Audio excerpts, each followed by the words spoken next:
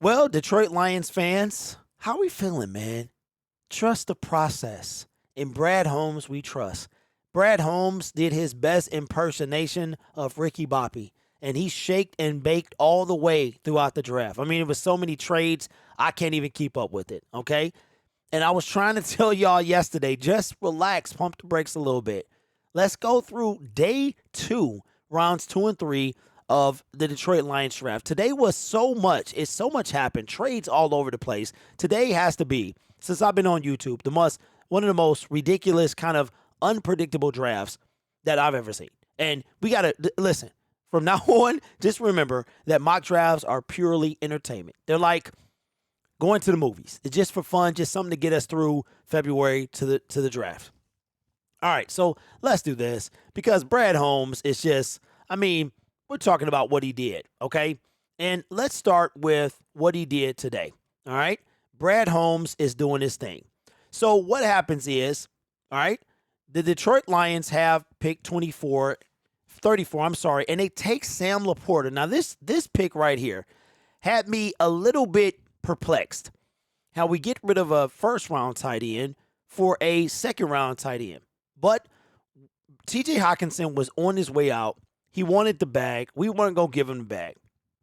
Sam Laporta is solid. And shout out to my guy who told me many, many months ago that Sam Laporta was a Dan Campbell type of guy.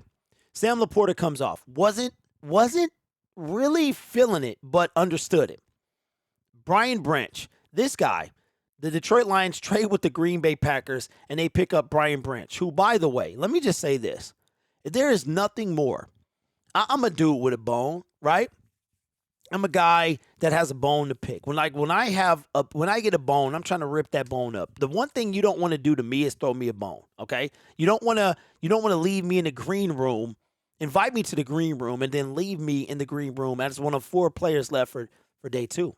Okay, our secondary went from non-existent to fire. I'm talking about Kirby Joseph, second year. We got C.J. Gardner-Johnson, Cam Sutton. We ship off Jeff Okudah. We got Brian Branch. We got some dogs in the secondary. The worst part of our team, we stacked in this between free agency and the draft. I'm telling you, bruh. And CBS wants to give us an A. CBS gave us an A-. Nobody cares what CBS thinks. Brad Holmes said, I don't care what you, the fan, think. I don't care what CBS. I don't care. No offense, but these mock drafts, nobody cares. All right? We don't care what you think. We here to kick butt and chew bubble gum, and we all out of bubble gum. You understand? Relax. Brad Holmes, he doing his thing. And then what do? Then we take Hendon Hooker. Hendon Hooker is a Detroit Lion. A backup to Jared Goff, somebody who can sit, marinate, heal, learn the playbook, learn the nuances of the NFL, and actually come in and win some games. After day 1, if you had any type of inkling that Detroit, oh my God, Detroit, man, Brad Holmes, just be quiet, all right? Hendon Hooker, Brian Branch, Laporta. Hendon Hooker slid to the 3rd round. And I believe we traded up we traded back and forth like a Leah. We was all over. I can't even keep up. All right. We got a backup quarterback. We got a safety. We got a tight end. Now, this last pick right here surprised me. We needed a defensive tackle. Broderick Martin out of nowhere. We traded up to get this guy. We actually took Arizona's compensatory pick and got Broderick Martin. That was one of them guys you like. Now, I didn't know nothing about. I'm not going to pretend like, yeah, man, I know everything about every draft pick that ever said. Yeah, you know what, Brad? I don't know anything about this guy. But it doesn't matter what I know. Brad Holmes and Dan Campbell and the scouting department, they saw something to trade up with this guy and get him. All right? And we got a defensive tackle, somebody we needed. I'm not mad, man. I didn't have problems after day 1, and I sure don't have problems after day 2. Now, my chat, I was kind of confused because I don't know what we have. I have no idea what we have. According to NFL, we now only have 2 picks left. We have a 5th round, number 152, and we have 7th round pick, number 149. Now, according to, that's Mr. Irrelevant. We got Mr. Irrelevant. Can we get another Brock Purdy? I don't know. So what I would have liked to have seen is a receiver, like a defensive end and a receiver. I got so many questions, but I got more answers than questions. Okay, the questions I have is I thought we could have used the defensive end. Maybe the only defensive end we were looking at was Will Anderson. I thought maybe going into the fourth round, the kid from Northwestern is still on the board. He's still on the board. We also need a receiver. So what I would like to see, what did I say? I said we would get a defensive player, a cornerback, and a receiver. Instead, we got a cornerback, a quarterback, and a defensive tackle. Tomorrow, my prediction is defensive end receiver. That's what we're going to get, okay? If Brad Holmes,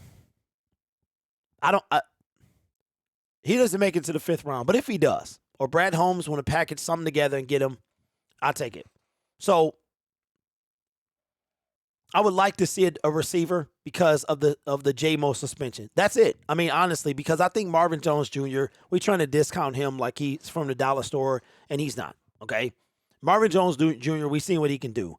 But because of the J-Mo suspension, I'm a little worried because we don't have that guy.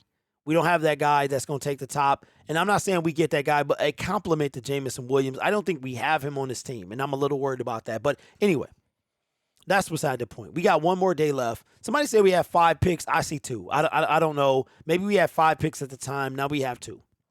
Okay? And the one that really matters is round 5, pick 17. What's going to happen there? Does Brad Holmes have any more magic in his bag of tricks, or is he out? But either way it goes, we still have the undrafted rookie free agents as of right. Not that it matters anymore, but Stetson Bennett going into the 4th round is not drafted. He is also him, Max Duggan. A lot of people, man. A.T. Perry still on the board.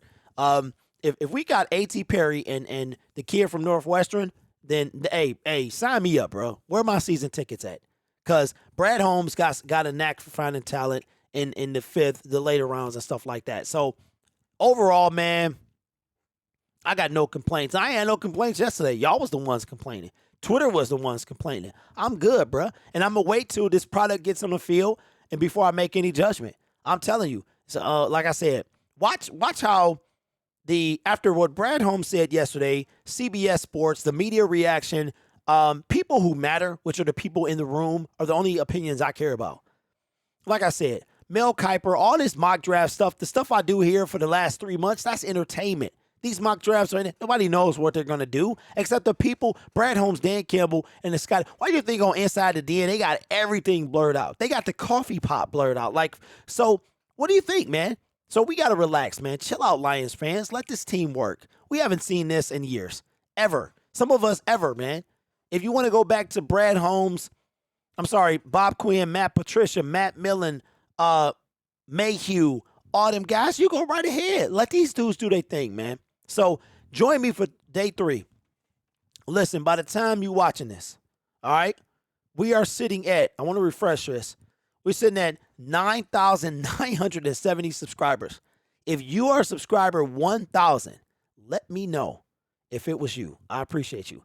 So with that being said, take care of yourself and each other. And as always, go Lions. Let Brad Holmes cook. We haven't seen this before.